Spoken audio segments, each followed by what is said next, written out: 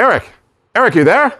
Hey, good to see you, man. It's been a while. Hey, we're back. 4 years. PHIST 4, right? 2021, right? 2021 and still going. This is PHIST 4, PHIST 4 of many more. Yeah, exactly. Next year in person, though. We're all waiting for that. But today, what's on the program? Well, today we've got an amazing program. We've got a lineup of amazing speakers talking about the freshest content in sustainability. It's going to help everybody take their sustainability game into the next level in 2022 when we know what matters most. One thing we've learned about the pandemic is sustainable tourism. This is a time we've got to go green. We've got to go back. Climate change is on top of us and everything else. There's no more profound issue facing hotels, tourism, and travel today than sustainability, because we're in it for the long run, right? We're in it to win it, right? In it to win it, Bill, like you always are at everything. That's why I like working with you. And you couldn't have said it better. Exactly. Who's up first? Well, first, actually, we have myself in an interview with KP Ho. Who said you can't be in two places at once, right? Well, you can. In this pandemic and in sustainability, anything is possible. So, founder and executive chairman of Banyan Tree Holdings and Laguna Resorts and Hotels. Pleasure to have an interview with Mr. KP. Bring it on, Eric. Really appreciate it. Really appreciate the support. PHIST really wants to inspire, motivate, and give real-life lessons for how the hotel industry and those who work in it can improve in environmental and social areas. So Mr. Humming, this is a pleasure to hear from you firsthand and how you actually had this at the core from the start to today, when now it's trendy, now it's cool, now everybody has to have it. But I just really wanted to ask first, the phrase that caught me was embracing environment, empowering people. Yeah. So I was just wondering, first off, the embracing environment, why the word embracing and not protecting or conserving or doing our part? Is there meaning behind that? I think because of our roots, and that phrase started with the birth of Banyan Tree. We never changed it. It was from day one. Embracing the environment and empowering people came so naturally to us. Because we weren't just about protecting endangered species. We felt that only when you embrace the environment can you do it correctly in its totality. Because we also deliver beautiful experiences with the environment. We're not just about trying to protect endangered species or to prevent deforestation. We're not an activist NGO trying to prevent the bad things happening to the environment. We also embrace the environment. We try to do with our resorts to show people how beautiful the physical environment is around them, whether it be, in the wilds of Bali and Ubud, or whether it be an isolated beach resort in Maldives. So we wanted to embrace it, and that word, I think, really encaptures it. If you embrace the environment, then you protect the environment, then you beautify the environment, then you appreciate and you understand the environment. I remember when I first learned about Banyan Tree, I was actually managing operations in a park called Xel-Há by Tulum in Mexico in the 2000s. I was the operations manager of that park. Oh, Tulum, beautiful. And it was even more beautiful back 20 years ago. Coming to the Americas, coming to my neighborhood, basically, and it was a real eye-opener for me for Asia to see that there's a lot of similarity in hospitality, a lot of similarity in respecting the environment and integrating experience with natural and cultural heritage of the location. Oh yeah, culturally, which part of the family togetherness of Mexicans, the values of friendship, the values of hospitality and welcoming people, all those are actually very, very Asian, and we just tapped into the same well springs of values, and we found that we could be very natural in Mexico. But of course, we always talk hospitality. There's the guest experience, there's the integration, there's the people, but then there's that other side of hospitality. There's practitioners we know, which is that you have hotels that are operated by a company, but maybe owned by a different entity. Yeah. Now, one of the most interesting things about Banyan Tree is your green imperative fund. You sell, how are they in terms of aligning with the financial ways that you want to do the embracing environment and empowering people? The green imperative fund is only part of what we sell to owners. The more important part is something that you might not realize, that in fact even in Singapore, most countries have a service charge where they pay out the service charge to all the employees, right? In Europe, or else you don't have a service charge at all, you just pay a tip, like America. In certain countries, including Singapore, but in China, for example, the service charge does not need to be paid out. We are the only chain in China, which insist on paying out the service charge to all our associates, or we will not manage that hotel. And I can tell you, all the big chains, every one of them, basically said, oh, if you're the owner, you don't want to pay the freaking service charge, it's up to you. We insist on that. So you can imagine, coming from that background of responsibility to all our stakeholders, which means very much also our associates, and our other stakeholders, our customers who believe in our values. So it was pretty easy. If you don't want to contribute to the Green Imperative Fund, we ain't going to manage your hotel.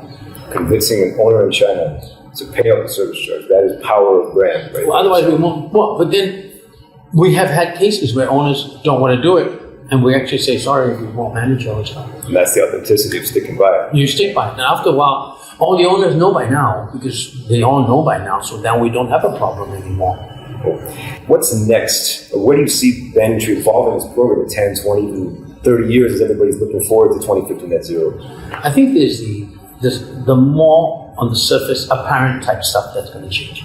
The super apparent stuff is pretty basic. There's going to be a lot more cleanliness protocols, contactless things, and check-in, and so on and so forth. That's pretty much of a no-brainer. The second part, of course, is the consistency of the physical environment. How can we be more sustainable? How can airlines, emit less carbon? And they're looking at different kinds of biofuels and so on. So in terms of changes to the whole travel and tourism industry resulting from climate change and having to be more sustainable vis-a-vis climate change, I think those are in some ways actually more identifiable also. Less identifiable is the human element. I'm actually very positive about travel and tourism post-COVID, but I think it's going to morph. Why I'm optimistic is because you recognize that during the period of COVID pandemic for 2 years when people couldn't travel, you begin to realize that the deep-seated yearn to travel wasn't just to get out of a place. It was because during COVID, we lost human contact with the people we love. And you realize that man is essentially a very social animal. We need the human touch. We need friends to visit. We need to go with our loved ones to see the world and to do different things, right? So I think we're going to see a lot more meaningful, purposeful travel, experiential travel, rather than just blocks and blocks of concrete accommodations coming up all over the world. And that to me is very, very encouraging. Less mindless travel, more purposeful travel. Yeah. You said it best. And finally, speaking of human touch, we couldn't do this in person in Phuket this year, but we do have a signature move, which is the fist bump. Would it be possible to get a fist bump for FIST? Sure. And a fist bump. Thank you very much. Thank you. Really a pleasure. The purposeful travel, the perspective from start to finish right now, the journey. It's been an absolute pleasure. Everything that you've said, I'm with you. So, you didn't give me a lead-in for me to say I'm with you. No. I don't want to steal it, but you can say it to me. But I figured it's better coming from me. That's, all right. Thank you very much. Back to myself in the bill. Thank you. Hello and welcome. Thank you so much for joining us today. My name is Samantha Lawver-Marion, and I'm the head of student engagement here at the Asian Institute of Hospitality Management in academic association with La Roche. Today, our students are joining the FIST event to share their thoughts on sustainability. They're going to be speaking about the importance of sustainability awareness at all levels of the community and why we should be developing a sustainable mindset. They will also be speaking about the importance of clean energy and gender equality.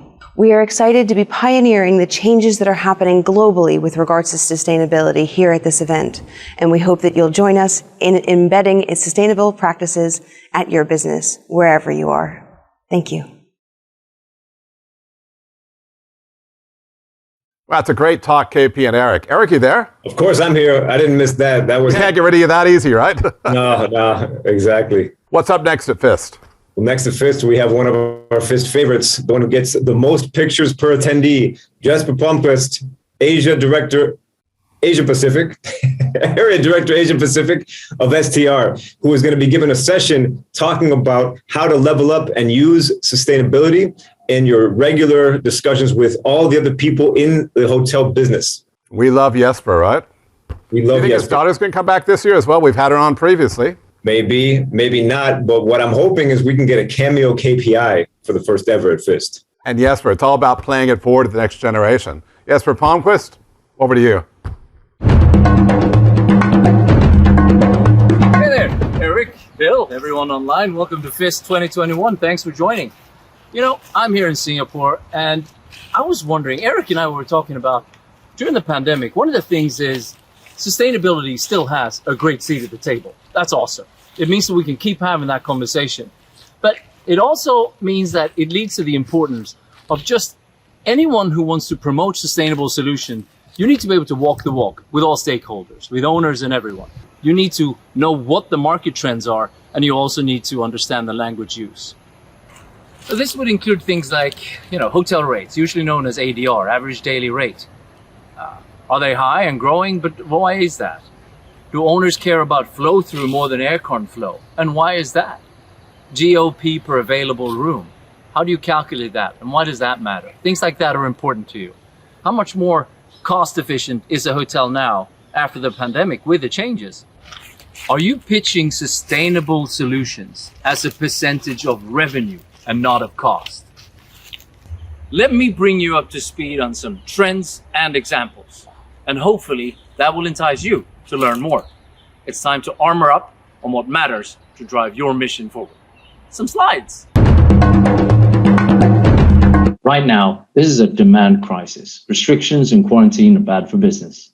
Owners and operators often have assets across these buckets, maybe a domestic market like Indonesia, and it's different from a restricted market currently like Vietnam, and they change. So the occupancy in hotels right now can be many things. Singapore and China, for instance, in this graph, both have a high occupancy, but the former gets it from government-supported quarantine business and the latter from real paying guests. The difference pre-pandemic is 25% between the highest and lowest occupancy. Now it's 65.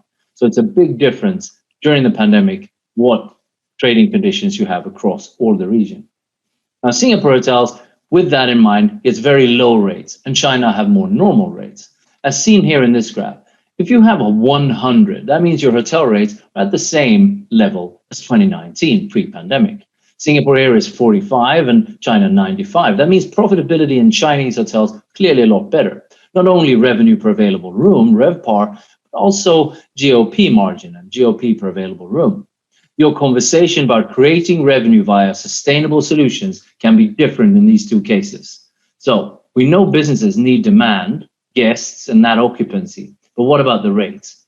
Well, compared to last year, airfares, as you can see to the right here, have declined as more markets normalize. But hotel rates have not. Why is that?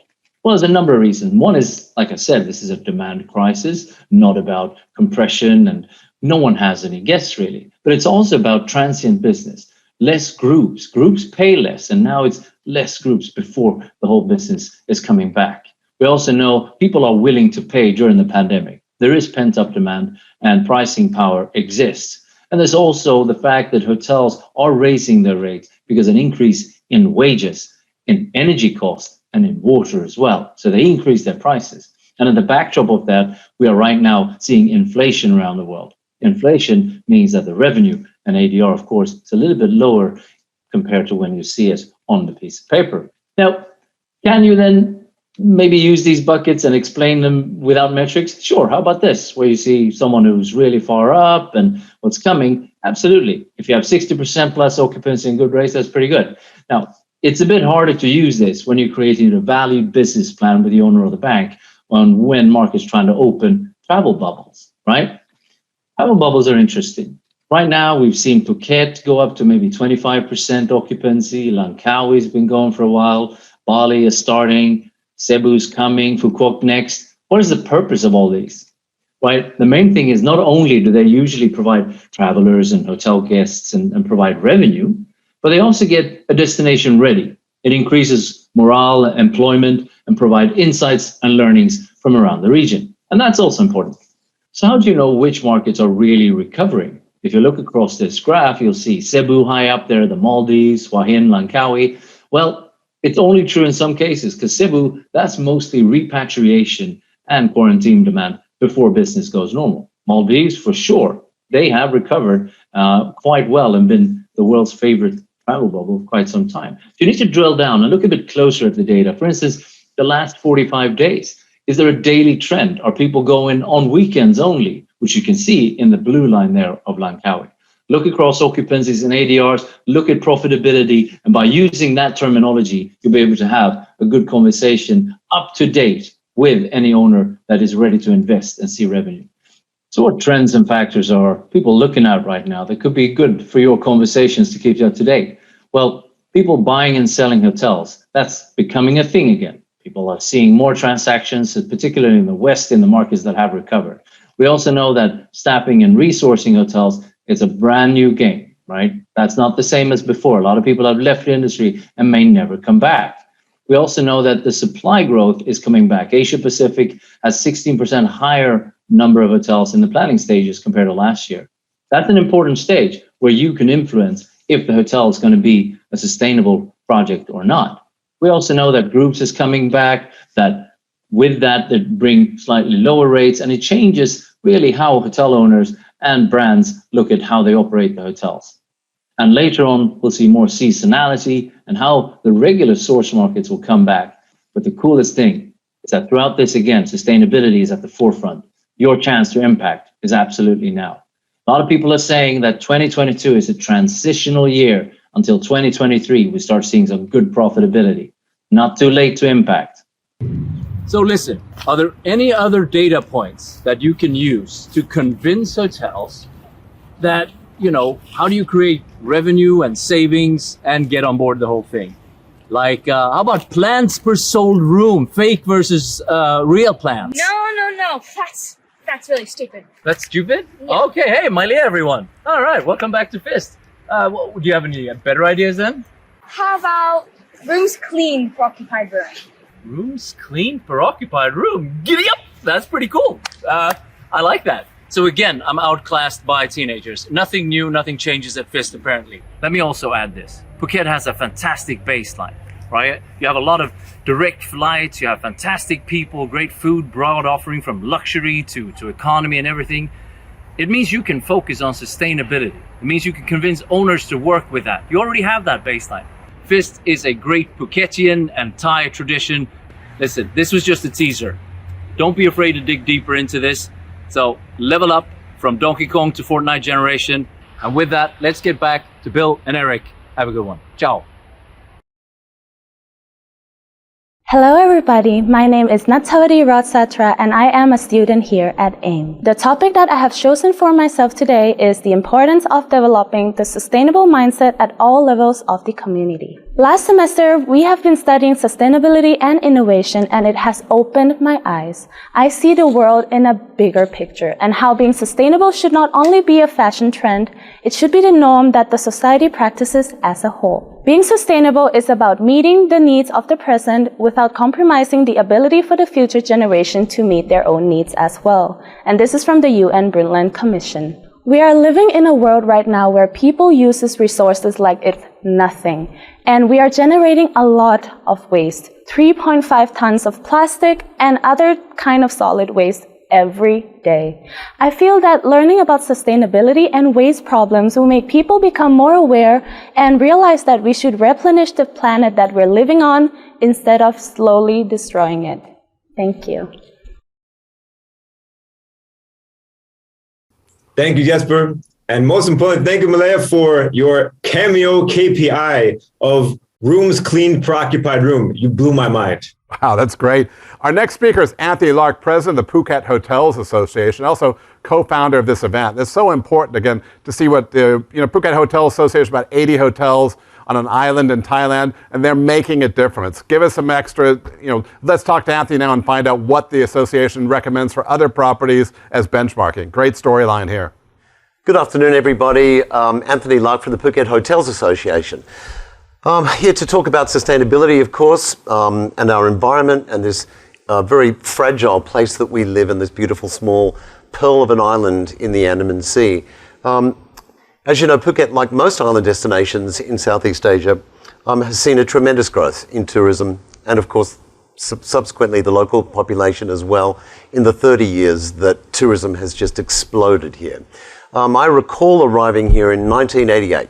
A time when this was more or less a sleepy little island. There were 1 million tourists here.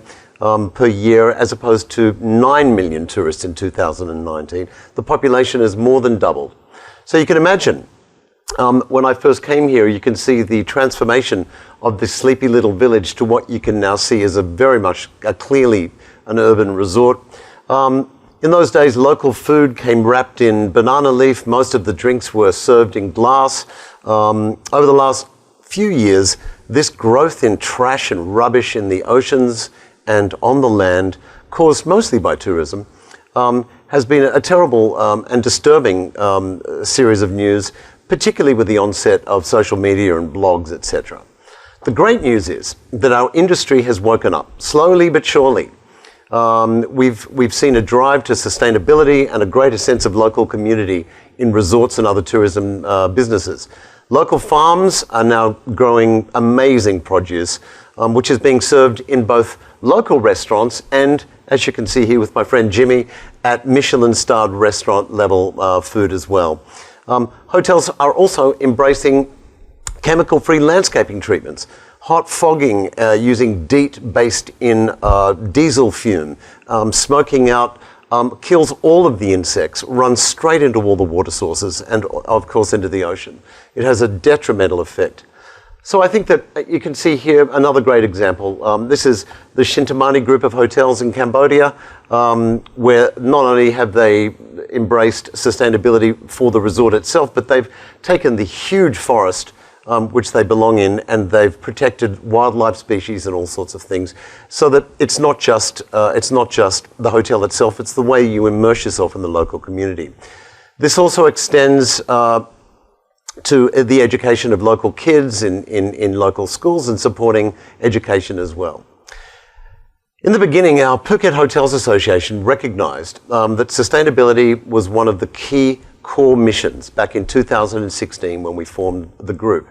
We now have over 80 hotels, and our environmental working group is a group of hotel general managers and consultants and passionate team members who dedicate themselves on a volunteer basis to bringing many initiatives forward that have really brought together our hotel membership, the local community, local kids in schools, the Thai Hotel Association, the Phuket Tourist Association, rallying together to make a real tangible difference. Some of the things we've achieved in Phuket in the 6 or 7 years of the Hotel Association range from beach cleanups, where our 20,000 staff have picked up more than 15 tons of rubbish from Phuket's beaches. We have signed pledges with all of our general managers and hotel owners where there's 100% commitment to removing all plastic drinking water bottles and all plastic straws from all of our hotels. We saved, just in the first year after that pledge, I think it was more than 6 million plastic bottles going into the landfills in Phuket. So that alone is an enormously important story. Most important, these actions and our commitment to them over the years has had a huge impact on raising awareness in the local community. Our fragile little island and the sea life that surrounds us are really the basis of our destination. And I think it's clear to say that if we lose the value of that, we've shot ourselves in the foot. Any destination has, whether it's Fiji or Bali, our environment is our destination, and our destination is our environment. You can see our Phuket Hotels Association working group here, having signed pledges back in 2018. They all committed to it, and we raised a huge amount of awareness.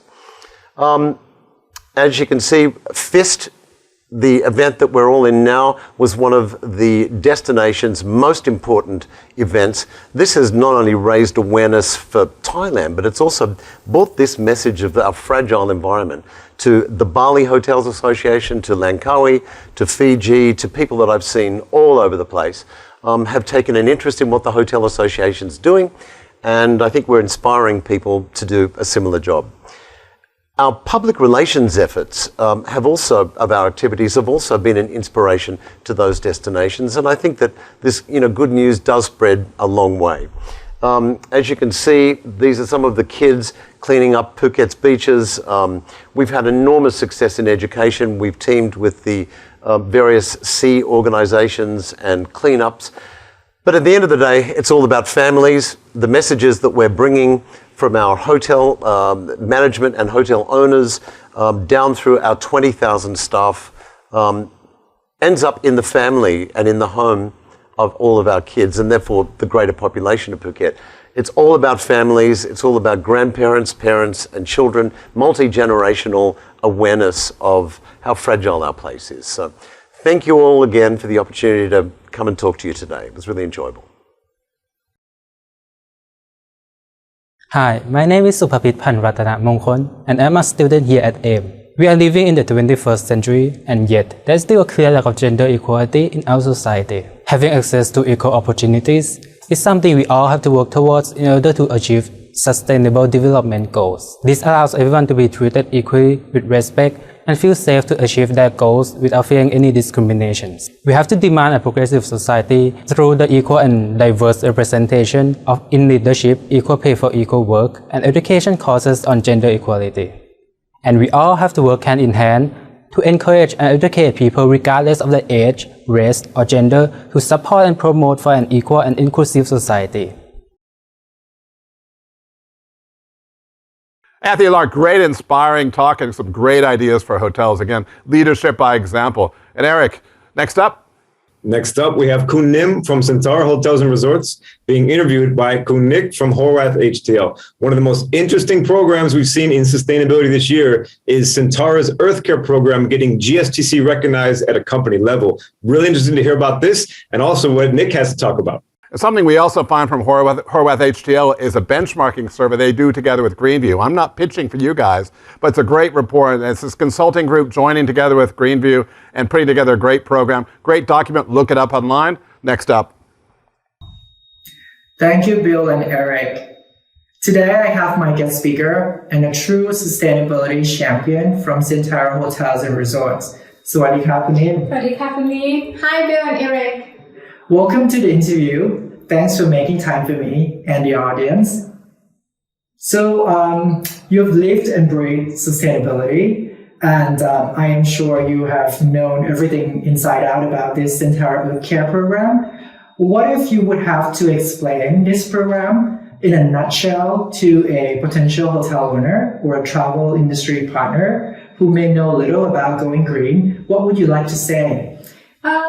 Centaur Earth Care is a Centaur's internal sustainability standard that aligns operational practices based on the 4 pillars of the Global Sustainable Tourism Council criteria in the area of environment, social, cultural, and management. And in order to achieve the GSTC recognized status, our sustainability standard were reviewed by GSTC technical experts and the GSTC assurance panel via audit, over 100 questions and related criteria and inquiries. So our process also include a wide range of actions, but one area that's important for us is the data tracking, measuring and monitoring, because we cannot improve what we don't measure. So and for this we use the Greenview portal, which is also a GCC recognized system, and we are very happy with this achievement, and it's did a company level recognition, and we also become the first Asian hospitality group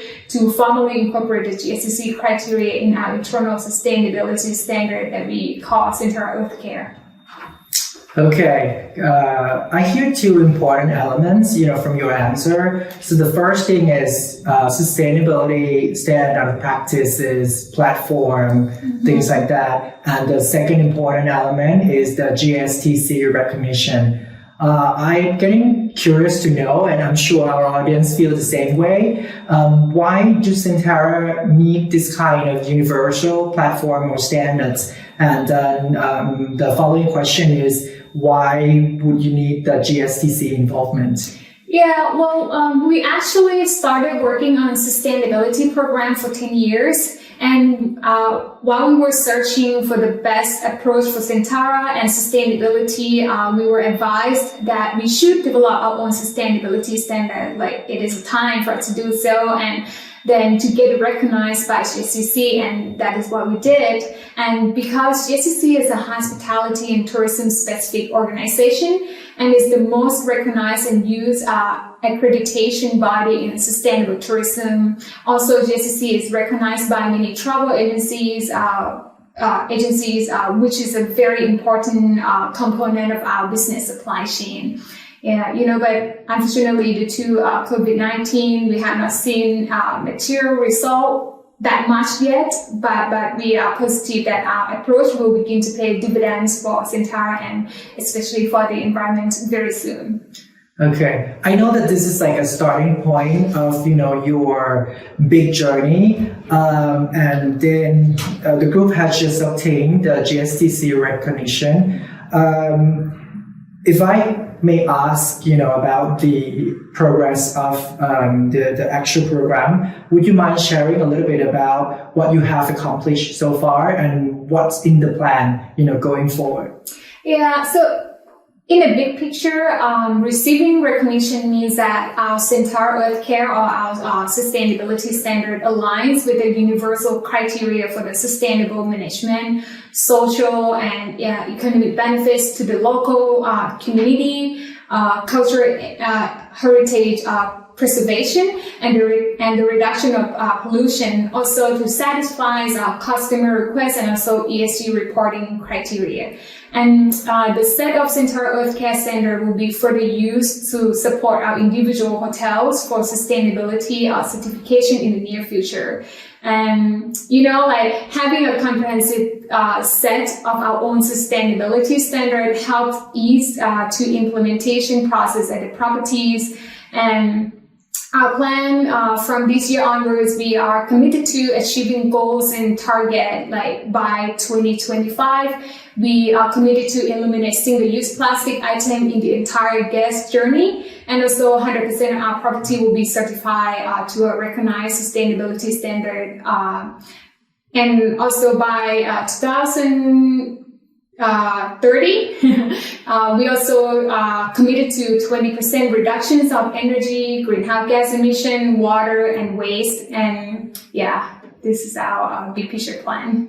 Okay, that's great. It's like, you have worked with hotel properties to actually complete or do a lot of good things. And, the ultimate goal is just to actually tell the whole world how good you are, right, through the certification process.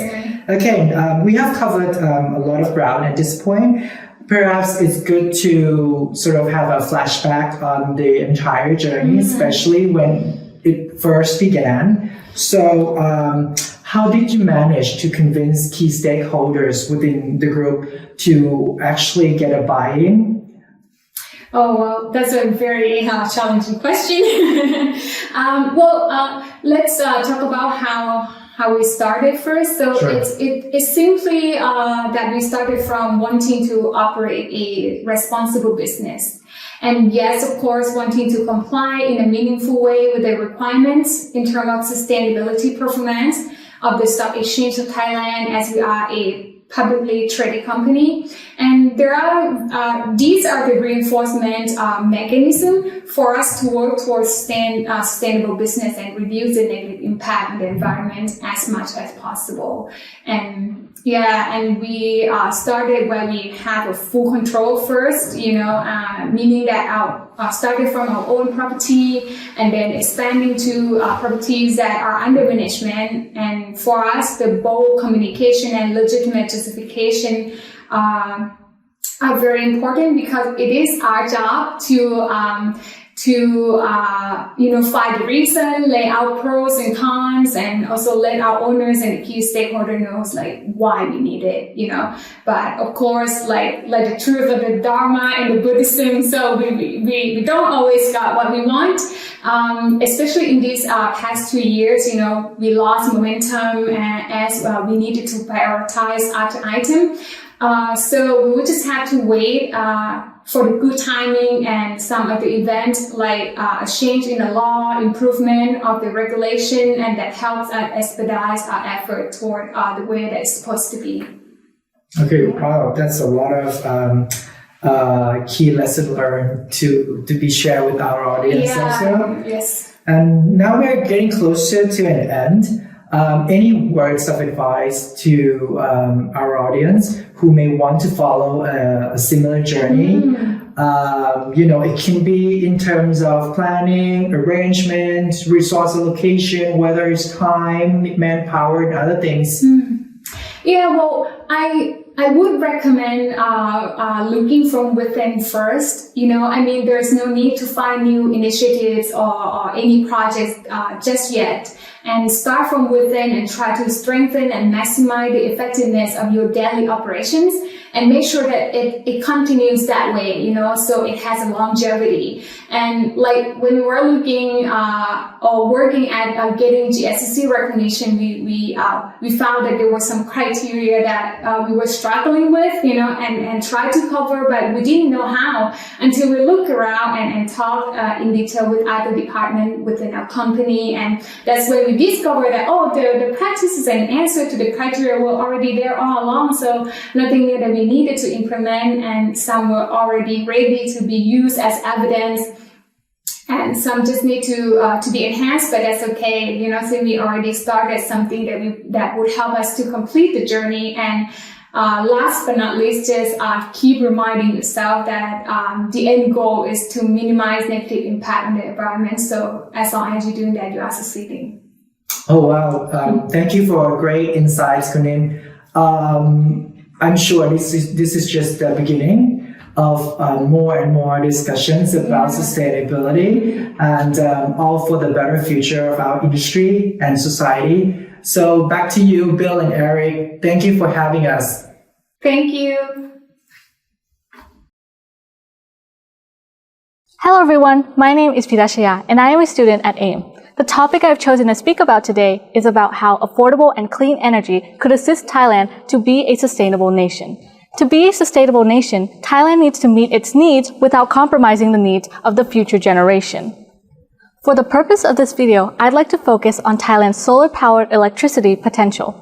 Thailand's geography is located just above the equator, and areas around the equator receive a larger distribution of sunlight compared to other areas of the world. According to a rooftop solar study by Askew and others in 2018, the economic payback period of solar panels is around 7.4 years. That is not a long time, considering that renewable energy is a long-term investment. Using solar energy as an alternative will lessen our need for non-renewable resources, which will lead to a more sustainable future in Thailand.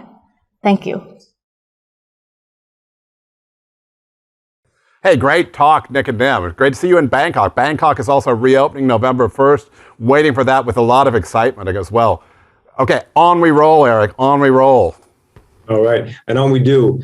One of the biggest questions in sustainability this year is how do we pay for it? The green finance is one of the most important things that hotels need to look at now, is that there are tangible ways that you can finance sustainability. So pleasure to have Marcia Yu from IFC, who is going to talk about the green finance opportunities of IFC and beyond. Thank you, Eric. As you know, EDGE is the green building tool and certification innovation of the IFC. Essentially, it allows an asset owner to know the best way to build green. You can figure out which green ideas would work the best for your project and how much that would cost. Now, EDGE is not just useful for new build, it's also useful for refurbishment. The audience can take a look at the tool, which is freely available on the website edgebuildings.com. And since climate change cannot be solved without tackling building emissions, we've gone a little bit more ambitious over the years. There are now 3 levels of EDGE certification. Level 1 is what we had before, EDGE certified.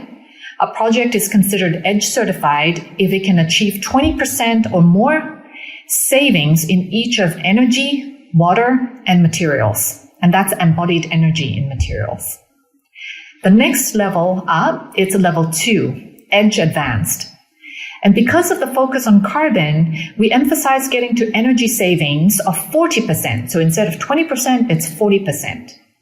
Water and materials can continue to be 20%, but of course, we encourage clients to go above.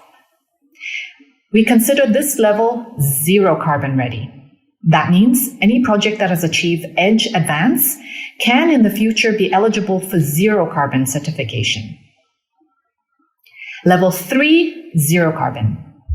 After achieving 40% on-site efficiency, the project can top up the rest of the carbon footprint through renewable energy procurement or carbon offsets.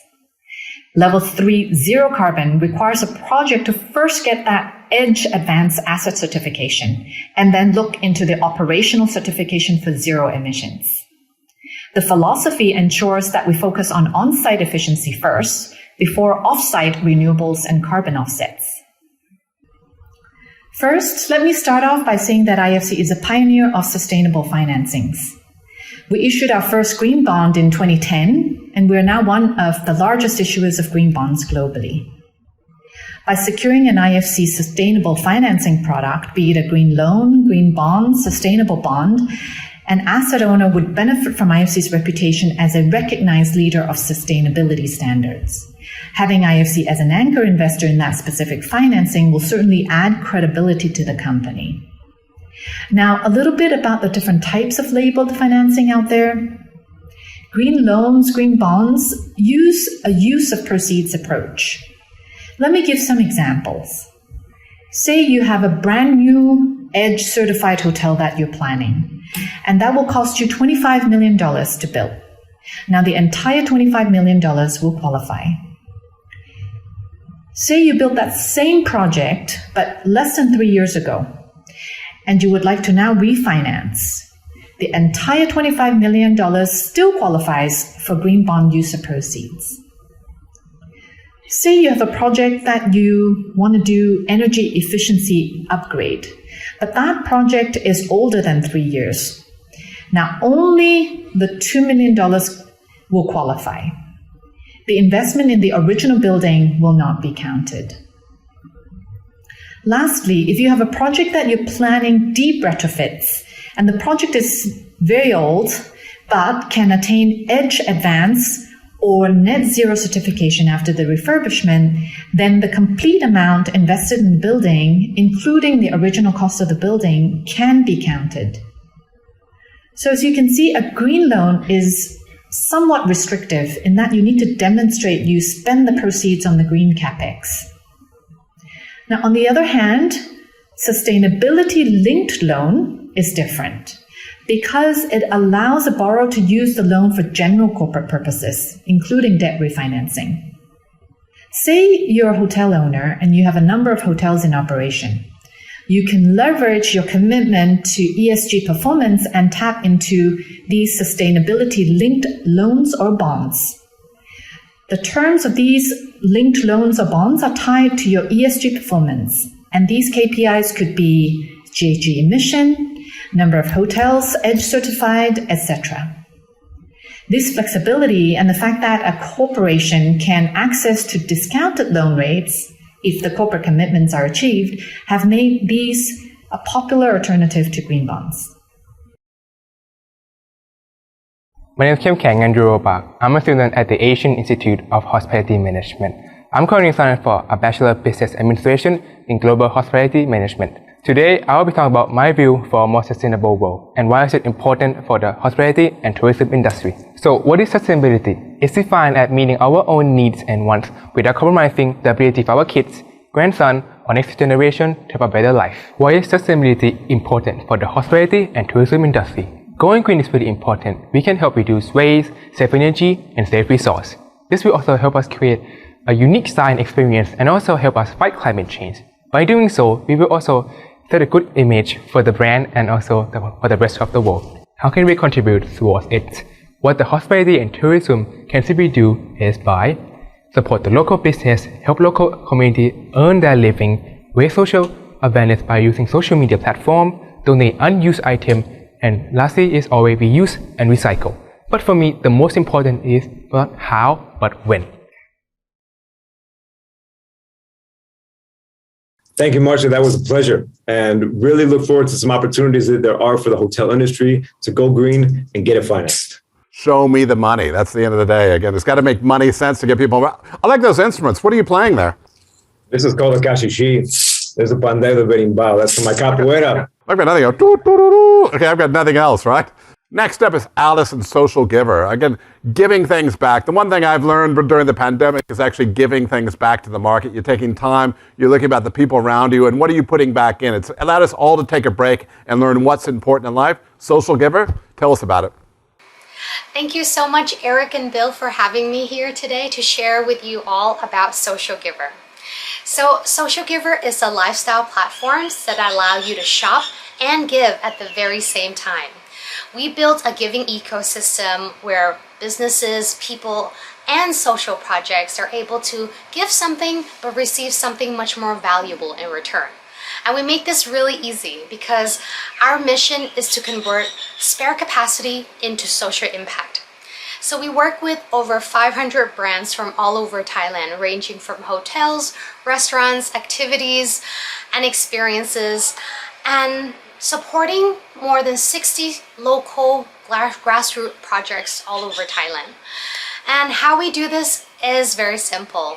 We work with brands in using your spare capacity for consumers to purchase a service, knowing that the money that they spend goes toward different social issues that have already been curated to doing amazing work, are transparent in what they do, and most importantly, being able to measure the type of impact that they create.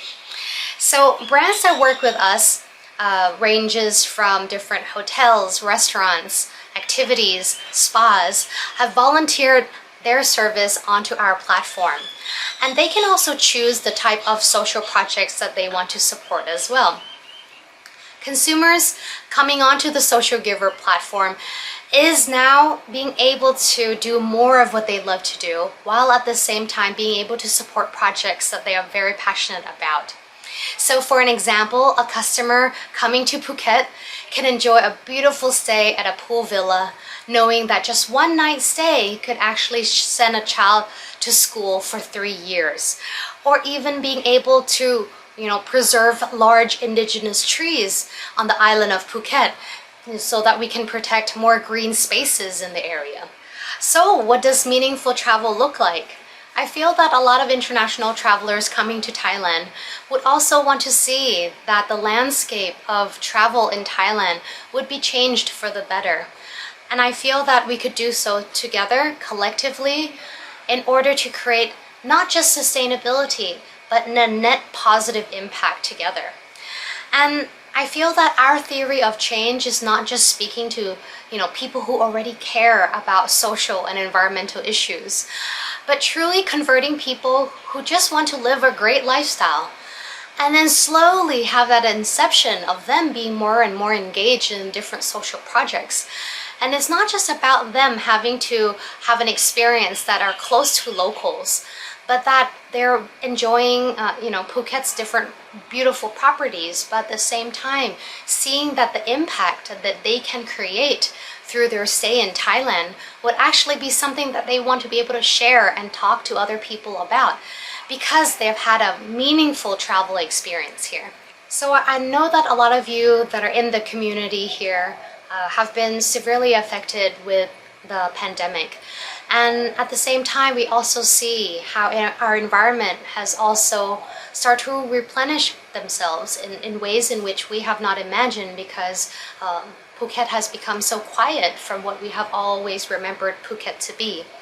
And so I really urge you to take it as a great space and time for you to also see how can you welcome new initiatives, so that the future of travel also includes the dialogue of sustainable travel. How can travel become more meaningful? How can we, as a community of service providers, become more conscious that consumers are demanding not just a great price, but also how are we contributing positively to the environment in which we are operating in? And it's not about starting a price war. I think it's about bringing new context to the people and having a new story to tell on how we are standing together to invite people to travel within Thailand, and at the same time being able to create positive impact in the process. So I've learned that so many of you are actually engaged and initiating some amazing social impact projects for Thailand, and I'm truly grateful to hear that. And for those who are still on the fence or still kind of curious about how Social Giver is working, or is there something at all that we can help you be able to pursue those goals, please feel free to just reach out to us or just check us out on socialgiver.com or download our app Social Giver, and then get a feel of what we're trying to achieve and see how is it that we can work together. So please reach out to me anytime. Thank you.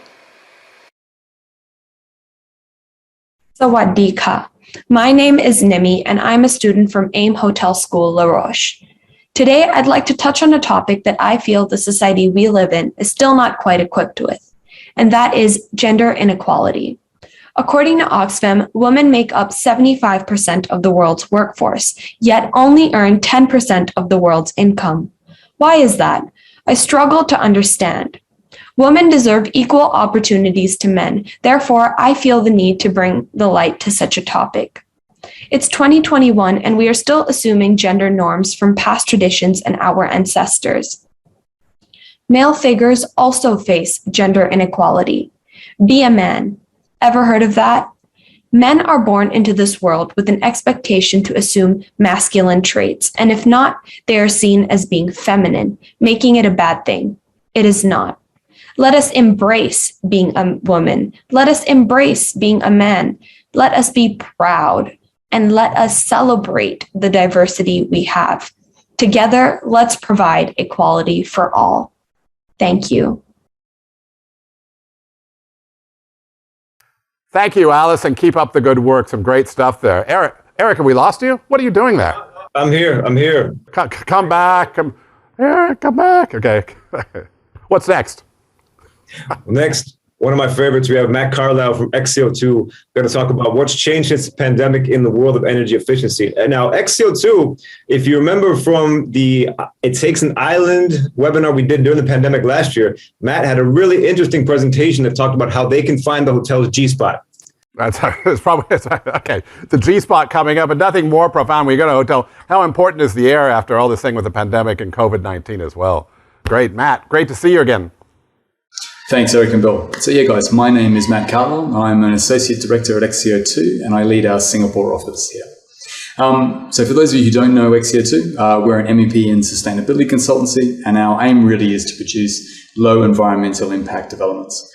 We've been working in hospitality now for many, many years, doing lots of hotels and resorts. That's why we're thrilled to be invited back here to speak at PHIST 2021.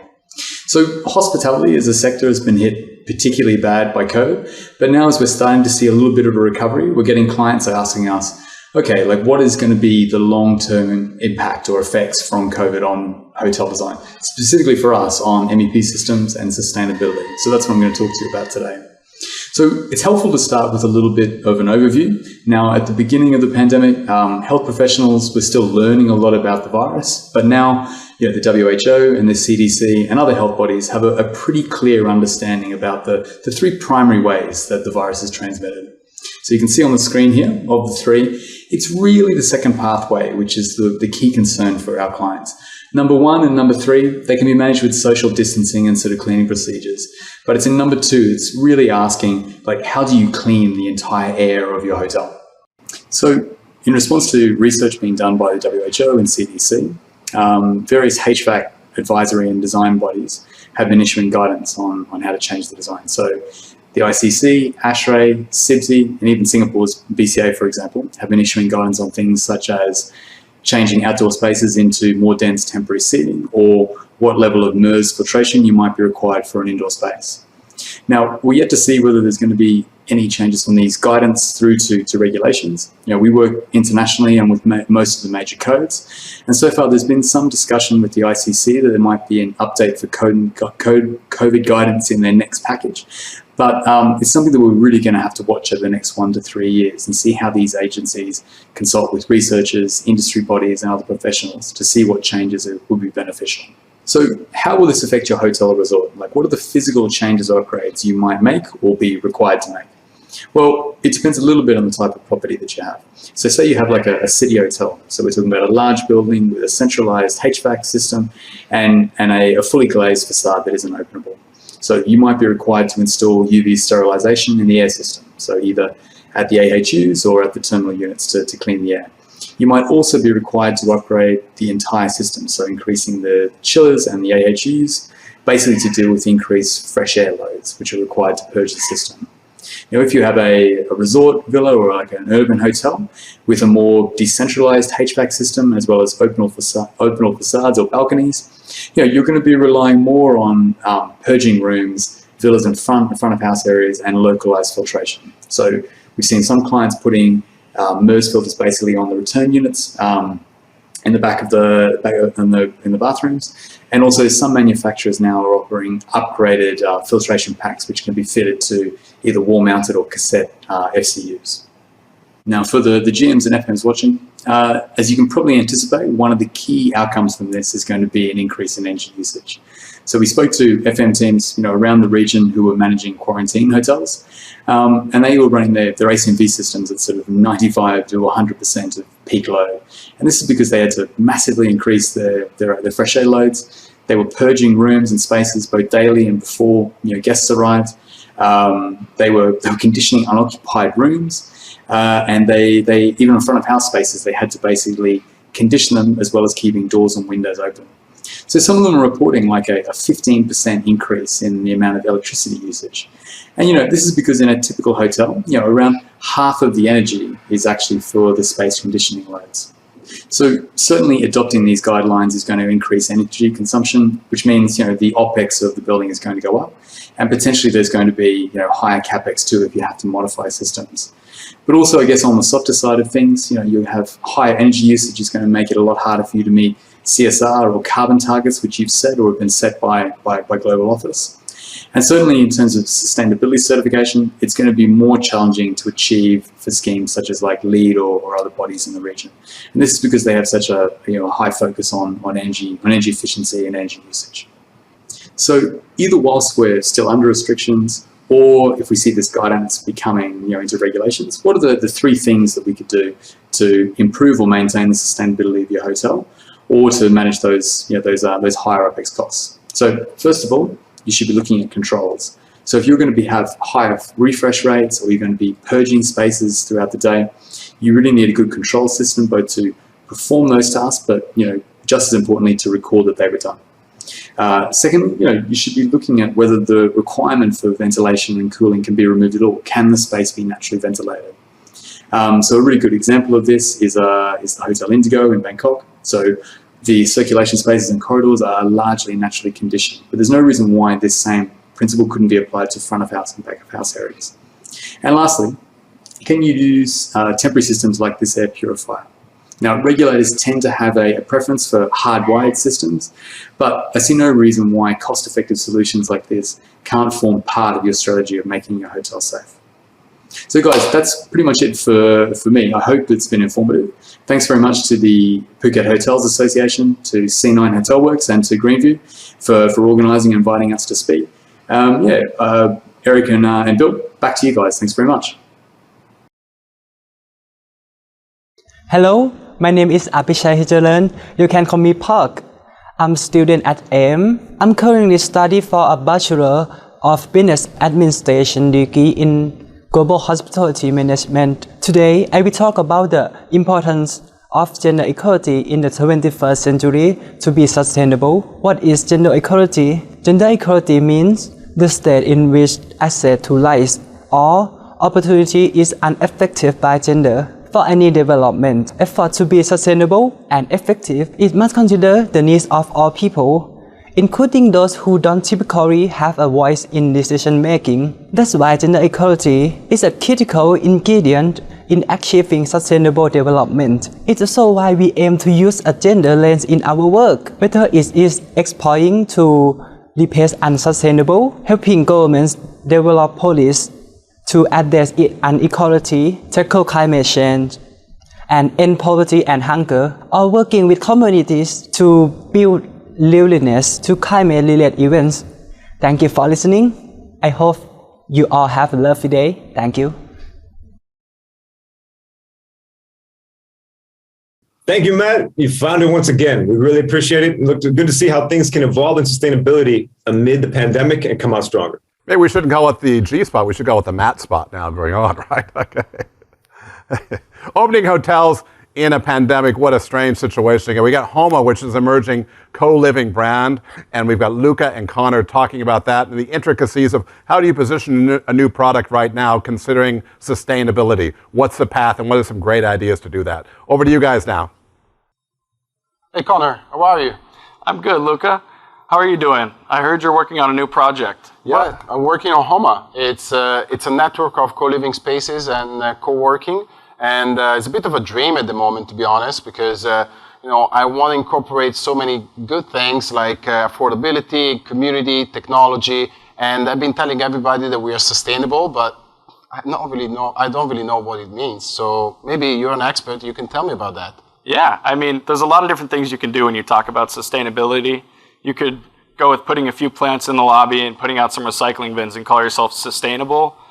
Or you can take a little bit of a tougher path and go for a globally recognized certification like LEED or EDGE, which are backed by the U.S. Green Building Council and the World Bank. But that takes more effort than just putting in some plants. Yeah, I mean, I heard about that, but World Bank and the U.S. Green Council, it sounds very expensive. It is more expensive up front, you're right, but in the long run, for a company like Homa that aims to own and operate and not just sell units quickly, it makes more sense because you think about things like solar panels where you can take over 20% of the cost for the building, the energy cost for the building. Yeah, I heard about solar. I mean, I think it's a good idea. People will definitely appreciate. I heard about glazing as well. What about that? Yeah. So glazing is for the glass. It'll make it more energy efficient. It reduces the heat island effect for the building, and so it will basically make the rooms less, heat less the room. So it will consume less aircon, right? Exactly. Okay. And something that I'm really attracted because it wants to be like a bit of a garden now with a lot of plants, etc. How about water? I mean, what can you do with water? Can we recycle it?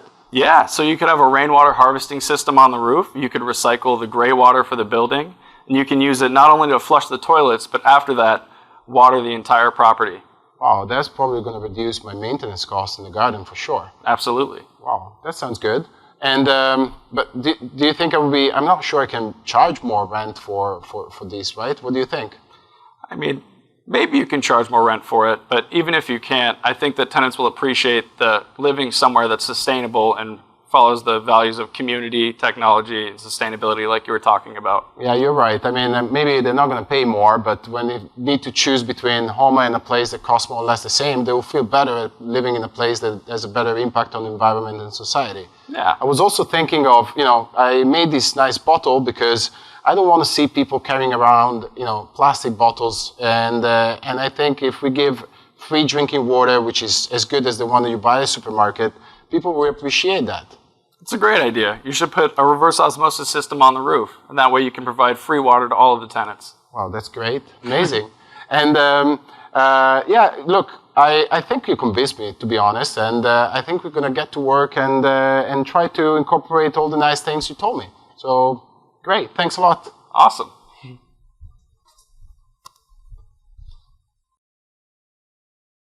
Hey, Connor. Hey, Luca. How's it going? You still working on Homa? Yes, we completed the construction and we opened last week. So it's, my dream became reality. Oh, and I still remember our conversations 2 years ago, and it was eye-opening. I mean, things have changed in the past couple of years. So we had to change a few things. Like, for instance, we worked a lot on our co-working space because we believe that people are moving out from the big cities and are going to relocate to places like Phuket and make it their new playground. And so we wanted to have a co-working that is really an office where people can be productive away from the big cities. Yeah. And things like that, Oh, that's amazing. But in a post-pandemic world, you know, people don't just care about how beautiful a building is anymore. Yeah. Did you do anything for air quality control or natural ventilation? Yeah, we had to, definitely people don't want to have air contaminations, and they're really scared about, whatever air duct can, transmit from unit to unit. So we install split units, so every unit is some sort of like self-contained.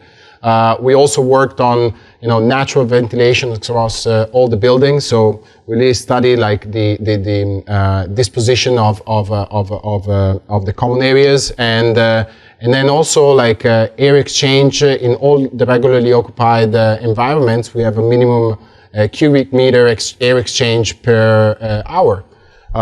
So yeah, there's a lot that has changed, and we've been, I think, put a lot of effort on monitoring air quality. I mean, people want to live in a place that feels healthier at the end of the day. Yeah, no, I think especially now that we're past the COVID-19 outbreak, people are paying a lot more attention to the health aspect of buildings and not just the design itself. Yeah, but the best thing about it is that thanks to your ideas, UOB Bank gave us $20 million to build it. That's perfect. I can't wait to come visit. Yes, come soon. I'll see you soon in Phuket Town. See you. Ciao.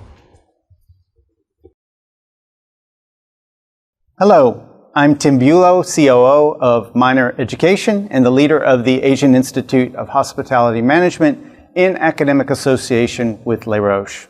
Today, over the course of the event, you've heard from our first-year students that are in our Bachelor of Business Administration program in Global Hospitality Management. You've heard their hopes, their dreams, and how we can make a difference in the world. It's been really inspiring. Minor's sustainable strategy builds on the foundation of our 5 core beliefs, and it's aligned with our overall strategic direction. It is also aligned with the UN Sustainable Development Goals as part of Minor's support as a responsible corporate citizen. Thank you again to our students for their sharing their dreams, and thank you to the Phuket Hotels Association, Greenview, and C9 Hotel Works for having our participation today. Wow, now that was kind of an interesting segment from Homa as well, but hey, something for everybody here at PHIST, right? Eric, closing ideas. We've actually made it through another session. We're going on next year, and we're going to start talking about PHIST 5. But before we do that, we've had a lot of great student participation today, and those great ideas. Again, pay it forward to have these guys involved who are coming into the industry, and what's their view of sustainability. It starts with education. That's so important to sustainability as well. Eric, what do you think about that? Well, Bill, like I always say, I believe the children are our future. Teach them well and let them lead the way. Show them all the beauty they possess inside. So I'm proud to have the Asian Institute of Hospitality Management here at PHIST 2021. From Thailand, right? Keep up the good work, right? Even, of course, that's what we want. We got to keep it. Okay, so PHIST 5, where do we go from here? Well, I'll tell you what, Phil, we definitely go to Phuket. That's what we do. At a minimum, PHIST 5 is going to be live in Phuket and better than ever. Exactly. Next year, again, we're looking at dates, probably September next year. We will be back. We will be back in person, bigger and better than ever. But in the meantime, every day you can make a difference. Sustainability. It's all about doing those small things, baby steps. And again, commercial circumstances are really dire out there, but put something back in our industry and understand how important a sustainable path is. Let's learn something from the mistakes of the past, and let's go green and go forward. Eric? Definitely. Tell you what, the environmental movement back in the day was all about what you can't do. But one thing we found in sustainability going forward, it's about what you can do. And that's what we're going to do for 2022. It's what you can do in sustainability and keep the momentum going. And Eric, one final fist bump today? One final fist bump. We can do a double, mate. Until next year, see you at PHIST 2022. See you. Hey, this is Bill Barnett. Today I'm going green as well. Phuket Hotels Association is a co-founder and one of the biggest supporters of PHIST every year. Now, Bill Bensley, the iconic international designer, he's been at a couple of PHIST events in the past, has given us 2 copies of his book, Escapism. This book is out of print. He signed the 2 copies of the books, and we're saying today, if you give us 15,000 baht, we have 2 copies, okay? You can own these books, and all the money goes to our Green Planet Educational Fund, okay? PHA's Green Education Fund is about giving back to Thai youth and green education. So again, Great cause, great book. Bill Bensley, thank you so much.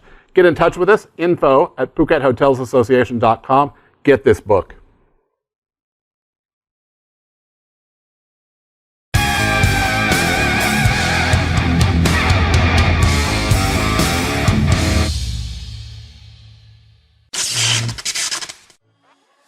Hi, my name's Ashton. I'm a creative director here at Creative Concept AV, and I'd like to show you around our digital studio. So behind me, we've got a 4K LED wall. We've got studio lights up the top here, some ambient light columns, confidence monitor on the bottom, and a 4K camera. If you come with me this way, I'll show you what's actually behind the studio. So over here, we've got Toto manning the actual stream that goes out to the internet. We've got Andrew on our video switcher, and we have Piwat on our 16-channel digital mixer to handle all the microphone and sound inputs. This is the type of studio that we use for our online events, and we actually set it up in a single day here at Sai Laguna Phuket. It's a 5-star beach resort, so at the end of the day, you could walk out the door and jump straight into a swimming pool if you wanted to. We have a sister studio in the Grand Hyatt Bali, which is a green screen studio. And for events that we've done, we've actually built studios around the region to be able to support the kind of online events that we do. That's just a little bit of insight of what we do. So if you're interested in this kind of thing, Creative Concept AV, give us a call and maybe we'll do your next event. Thanks very much.